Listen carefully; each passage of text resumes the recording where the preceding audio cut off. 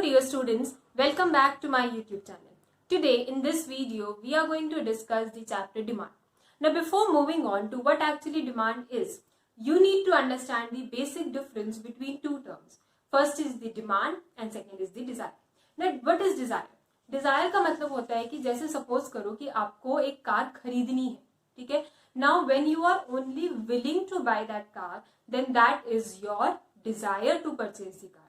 Okay, but along with the desire, जब आपके पास उसको खरीदने की purchasing पार आ जाती है, that means when you are able to buy the car, then that becomes your demand.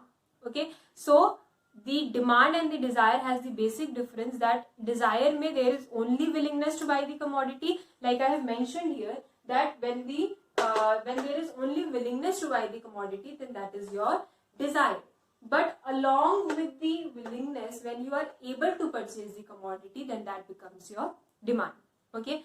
Now before moving on to the definition of the demand, you need to know that ये जो पूरा chapter है ये हम लोग consumer point of view से पढ़ेंगे.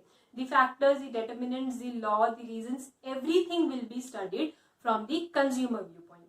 Okay. Now according to your books, the demand has been defined as the quantity of the commodity that the consumer is willing and able to purchase at a particular price and during a particular period of time.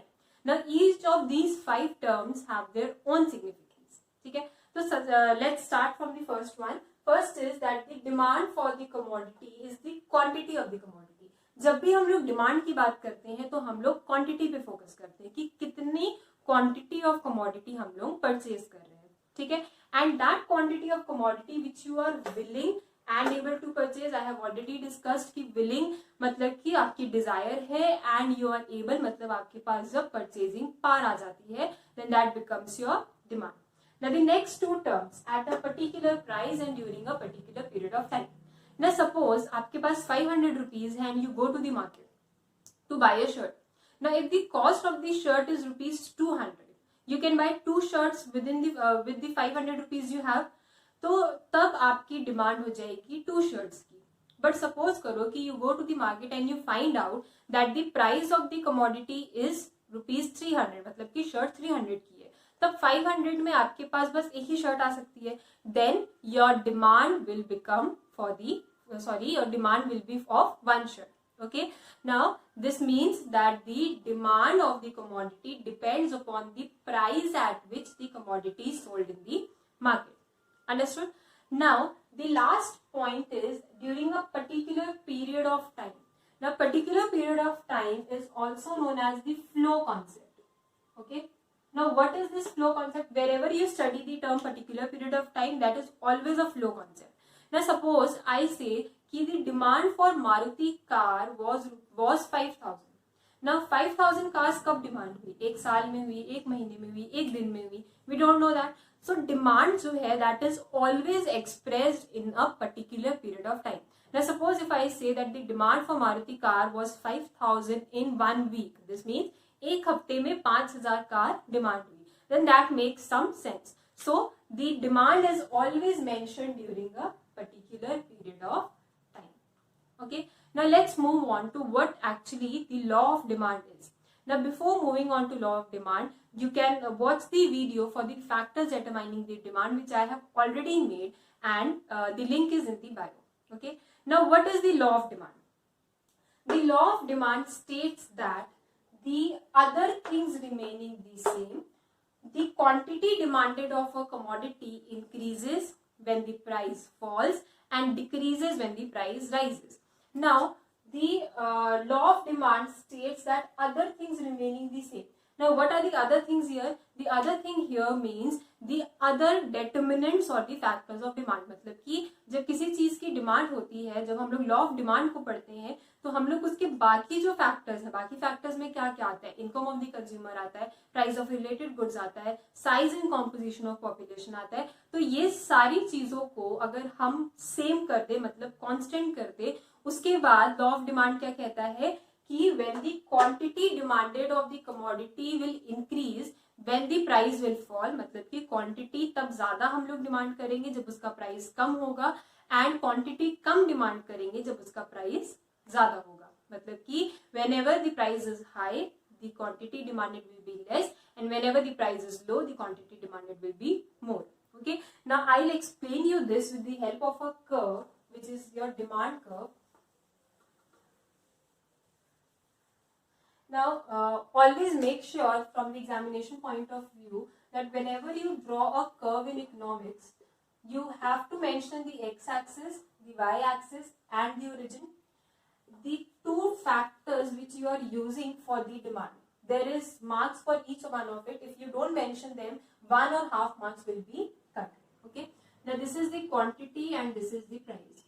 So since there is an inverse relation between the demand and the quantity demanded and the price, this means that whenever the price is high, the quantity will be low, and whenever the price is low, the quantity will be high. Okay, now see, price is high, the quantity demanded will be less, and when the price is low, the quantity demanded will be more. Okay, suppose I mention it here, P1, Q1, P2, Q2.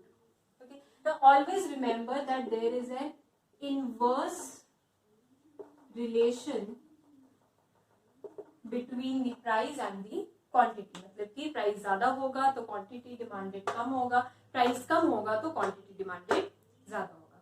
ठीक है, now this is what actually the law of demand is. जब आपको exam में question आता है law of demand का, तो even if it is not mentioned, you need to write the law of demand, you have to draw the diagram, and you need to write the assumptions also. Now let's come back to assumptions. Now what are the assumption, मतलब कि ये जो law of demand है वो किस assumption पे based है. ठीक है, तो जब हम लोग लॉ ऑफ डिमांड पढ़ रहे थे तो आई have already told you that the other things remain equal, मतलब कि बाकी डेटर्मिनेंट्स ऑफ डिमांड जो है वो इक्वल रहते हैं. तो एजम्पशन में भी आपको वही करना है, जितने भी डेटर्मिनेंट्स ऑफ डिमांड है उनको सबको कांस्टेंट कर देना है. For example, the income of the consumer remain same, because at a suppose करो कि किसी कमोडिटी का प्राइस जो है वो बढ़ गया, ठीक है, लेकिन उसके साथ साथ income of the consumer also increases. So when the income increases, there will be no effect on the demand for the commodity, right? So the income of the consumer should remain the same. Second is the size and the composition of population does not change. ठीक है, obvious सा बात है कि price of the commodity अगर ज्यादा है, लेकिन अगर population बढ़ जाएगी तो more the population, more will be the demand. I have already discussed it in the factors. So जब population बढ़ेगी तो उसके साथ साथ आपकी डिमांड भी बढ़ेगी कमोडिटी की, तो उस टाइम पे जो लॉ ऑफ डिमांड है वो एप्लीकेबल नहीं हो पाएगा. इसीलिए the size and the composition, composition मतलब कि किस तरीके के लोग रहते हैं, that should also remain same. ठीक है, the next is the price of the related goods should be unchanged. Related goods here comprises of two types of goods.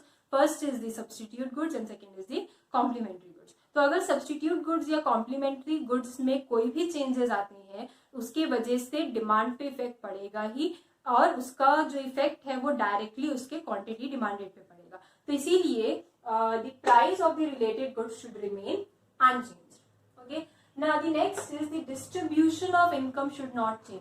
Distribution of income मतलब होता है कि there is equitable distribution of income, there is non equitable distribution of income.